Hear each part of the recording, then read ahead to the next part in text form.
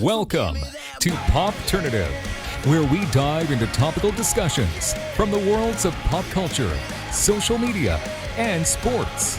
Here is your host, Peter Remoliotis, aka PD Beats. Hello and welcome to the Popternative podcast, the podcast and talk show where we have digital discussions from the worlds of TV, film, pop culture, social media, sports, news, music, lifestyle, everything really, depending on the guest. We're talking about it all. As always, I'm your host, Peter Remoliotis. On social media, you know me as PD Beats. You'll recognize my guest from a lot of cool projects, including a show called Stranger Things, and she also stars in Wireless on Quibi. We're with Francesca Reale. Francesca, welcome to Popternative. Hi, thank you so much for having me. No problem. We'll get into kind of some of the projects that you've been in, but in terms of storytelling and acting, when did that kind of start for you? When did you decide that was something you wanted to do? Interesting. I think I've always wanted to act, and I've always kind of had a performative bone in my body, but I don't think I ever took it seriously until I was like in high school, like very late in high school. I tried to convince myself that maybe I would go to like film school and be a writer or a producer, but I'm not talented in any of those ways. And I had a teacher recommend that I try acting in a more professional sense, and so I did, and then And now like you're kind of working and you're on some of the biggest shows on the planet. We started talking about. I mean, we'll get into it, but seriously, no. You star in Wireless on Quibi, and it's just kind of just like a fresh, unique kind of type of content for the audience. You know what I mean? It's like they really are allowed to be kind of engaged in it as well. Yeah. Wireless is super cool. And I'm actually, it feels like such a long time since we actually shot that, but I remember showing up in Utah thinking that I was kind of just cast in a regular like streaming show, didn't think anything of it. But then when I got there, the director and producer sat me down in the lobby of our hotel, and they were like, all right, Francesca, so basically you're not going to be on camera like at all, but you are, but not in like the traditional sense. And I was like, I have no idea. You're like, yeah, what do you mean? Like, what's going on? I was like, my whole job is being on camera. So I understand, like, why am I here? And then they sat down and they explained the whole premise to me, and they showed me their short film Pocket, which explores the turning feature. Yep. And I'm just not technologically savvy at all. So I was incredibly confused, even shooting it and doing like my voiceover stuff and all the pictures and videos I had to take with Ty Sheridan to build our fake relationship or our relationship for the show. I wasn't sure what I was doing, to be honest. And it really didn't come full circle until I watched it, and I was like, okay, yes, this makes sense. This is awesome.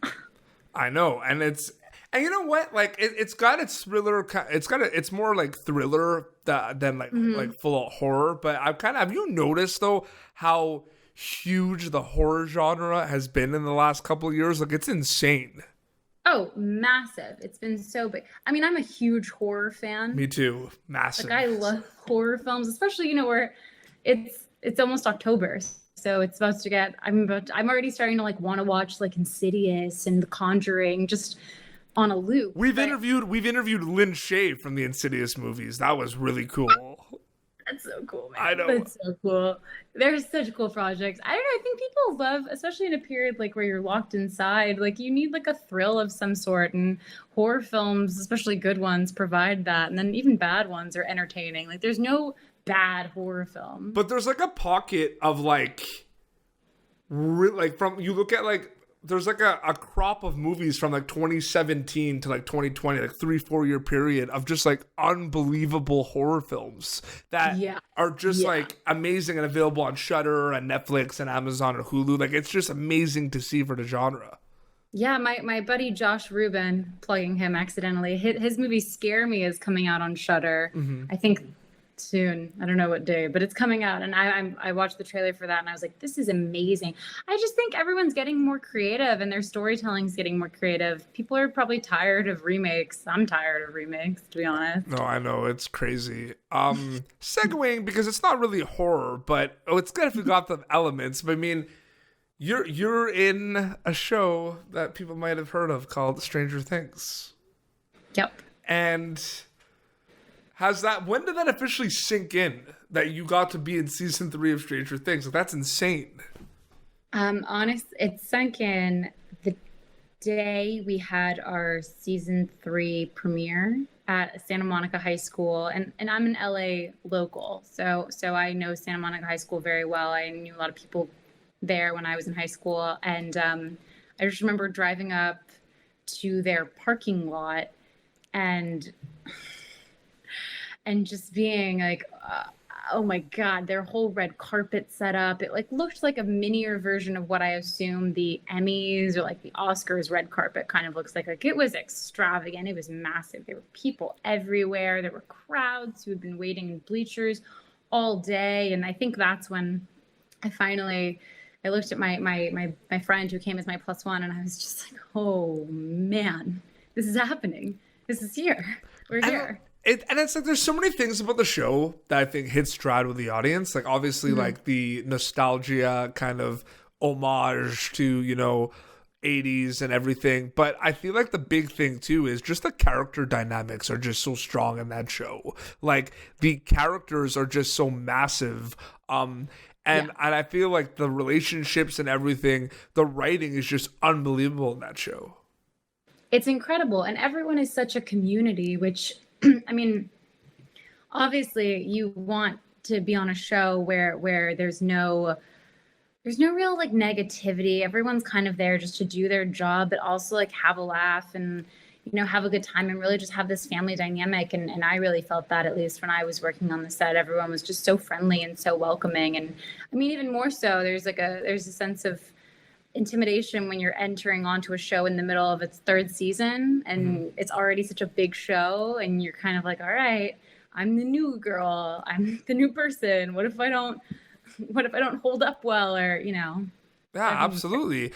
Do you find it kind of weird though that like we're like 2020 right now, and like 10 years ago, geek culture, nerd culture, science fiction, a lot of things you can kind of categorize shows like Stranger Things in, like, it's like mainstream culture right now.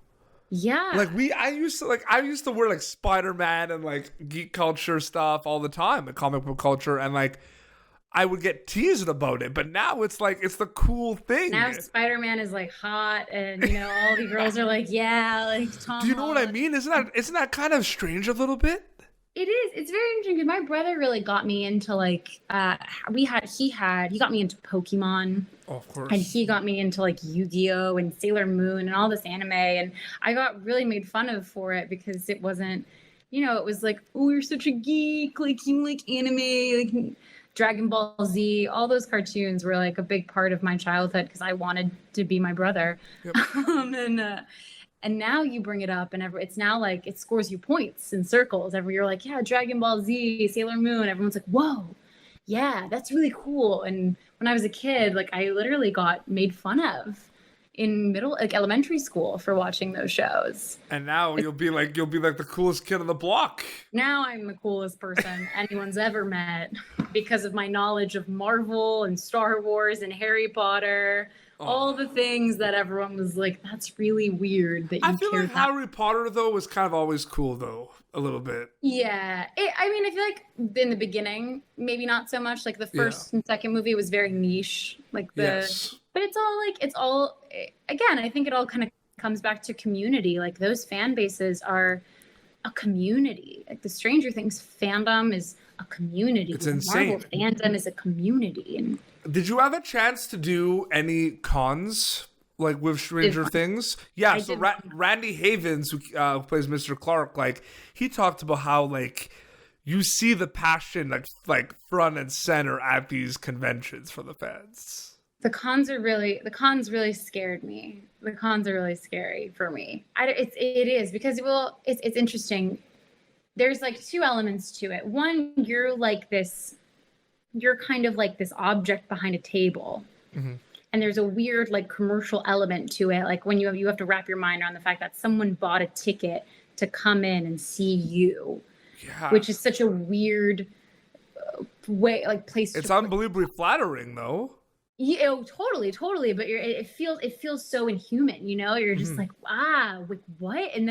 But then I was talking about it with my brother, and he was like, well, people go pay to see movies that other people would, and it's like pretty much the same thing. And I was like, yeah, but there's like, it just feels very strange. But then when you're there and you get to meet these people and you get to hear about their passion for the show and what the show's done for them and how much they connect with these characters, even in a show like Stranger Things, where like it's a completely different world and it's also period. But to hear these like young, 15-year-olds say how much they connect with like Finn's character, Millie's character, Natalia's character, you're just like, that's so cool. But you guys are providing like an escape from reality, and believe me, we need this escape right now. Yeah. That's why I feel like content right now is the most popular thing. You know, the Emmys were yesterday. You're seeing like how big television is in the Yeah. last 3 years. Like it's Yeah. crazy. I can't tell you how much content I have binged over the last, I don't even know how long we've been in the Well, now I pandemic. know that you're a big horror movie fan. You probably kind of knocked down most of them, but like I was talking to Lucas about this. Like, there's some amazing films out there, and I Mhm. have like a list of so many Yeah. movies. So yeah, I'm gonna send you a list, and you probably seen Please. some of them, but like, it's crazy. Like, and it's funny because like I've watched like 20 horror films in the last week or so, right? I do a lot of like two or threes. No, but it's like I would recommend like 16 out of them. Like 16 out of 20 is a pretty good ratio, you know what I mean? What years were they made in? Are they like older horror? Like from Or are like they the, more like I modern? talked about the crop, you know what I mean? Like a few were Okay. 2014, 2012, but most of them are like 2017 to 2019, 2020. Okay. Are they Like like slasher or are they like, it's a mix like of shock and everything, awe paranormal, or slasher. I'm a big fan of, and I'm kind of writing a short horror film myself. very I'm a cool. fan of like Dinner Party Gone Wrong. That's why a film called The Invitation is like one of my favorite ones. Is that the one with the lanterns? Yes. Okay. I don't Isn't want to that spoil it, but how the good one is that movie? so good. You know what I just watched this week is Green Room. So good. So And I insane. used And to be a concert promoter. oh no So like way. there's a lot, yeah, like so like just them kind of rolling into like that really dark like stage and small, and like it's just sketchy as soon as they get there, even before they find out there's a bunch of Yeah. Nazis there, right? Yeah. Like that's the one thing people don't realize about that film. They pull in and they have vibes that this is weird even before knowing that they're like Nazis, you know what I mean? 100%. You want to know what's interesting is it actually took what I found so amazing about that film and about a lot of horror films is I was watching it and I like saw that it said horror on my Netflix and I was like, okay, awesome. And I'm watching it and I'm like, you feel like you're in the same place as the main characters because I was like, I don't know what's going on. And then I'm walking, I didn't even notice the Nazis. I can't wait for that to be a soundbite. I didn't even notice the Nazis. And then suddenly I was like, this movie sucks. Like, I don't even, like, it's so boring. And then suddenly they walk back in to get their gear and it all just takes this turn. And I was like, oh my God. Oh my God. And then you're just captivated. Like, it's all about that switch in a horror film where you're like, this movie sucks. This movie's boring. And then it finally is like, wait, we flipped it on you. We're actually really interesting. Shout out to, it was in IFC Midnight. It's on Hulu right now, and I have some friends in it. Shout out to Pledge. Pledge is one of the best horror movies in the last couple of years. Pledge, yes. Pledge. Okay. Pledge. But I'm gonna send you a list. Don't worry. Send me a list. I'm I really got excited. you. It's important to wear many hats in the entertainment industry. We're seeing a lot of people kind of branching out. They don't just act, they write. They don't just write, they produce. They don't just produce, you know what I mean? They're directing. How important is it like for you to kind of maybe experiment and not just do kind of the acting thing? Have you thought about kind of diving in with writing, acting, writing, directing, producing? Yes, I have. I have actually over this pandemic, to be quite honest, because as an actor, all my actor friends, we were all kind of in the same boat of like we were like nothing's happening, and we were all just finding ourselves getting really bored. But all my friends who also write or produce or do other things, they all felt so intellectually stimulated, which for me is incredibly important. I hate feeling like my brain isn't working. So I'm dabbling maybe with like trying to produce a type of like very small like theater project that I'm not really going to talk about because I don't exactly know what it's going to be yet, but I'm working with a friend on that. And then the same friend and I, we're both reading this book that we're really obsessed with, and we kind of want to option because then that kind of takes away the writing element, which I'm not good at. But it's like, it's a really incredible memoir. And I also think there are other elements to branch out within being an actor. You know, there's so many artists who, when they're not working, they just further their own craft. So I think as an actor, you know, I was like, oh, I should probably take singing lessons during this time, or like I learn a language, so I'm learning French, and like maybe work on dialects, because I don't know a ton of American actors who can do good dialects outside of American, which is kind of shocking to me. So I felt very persuaded after my brother showing me all American actors doing like British accents or like Irish accents, and a lot of them being really bad. Yeah. I felt very motivated. I was like, I'm going to have a good one. You're going to not be able to tell where I'm from by sometime next year, hopefully. No, absolutely. Well, Francesca, thank you so much for coming on Popternative. I really enjoyed chatting with you. Thank you so much for having me. I want my list. You'll get the list. Don't worry. So obviously, Wireless is out on Quibi. Yes. And anything else kind of to plug? And where can people follow you on social media to keep up to date with everything? Oh, yes. Well, obviously, Wireless has just come out, and I know Quibi is like everyone's kind of confused by it, but it's really cool. There's a 2-week free trial, so please like get it and watch the show. It's really amazing. And then I have a romantic comedy called Dating and New York, which I star in with Jabuki Young White. So hopefully that's wrapping up its post-production. So hopefully that'll come out sometime later this year or next year. And there's also a film you did with Natalie Dyer too, right? With Natalia, yeah, Yes God Yes, which was that was released a little earlier this year, but that is also available. I feel like that's kind of resurfacing a little bit, though. Yeah, good. It should be. It's a great film. Yeah, check that out on Amazon. Yes God Yes is on Amazon and iTunes, and it's a really funny comedy. Natalia is chef's kiss talented. Yeah, and where can people follow you on social media?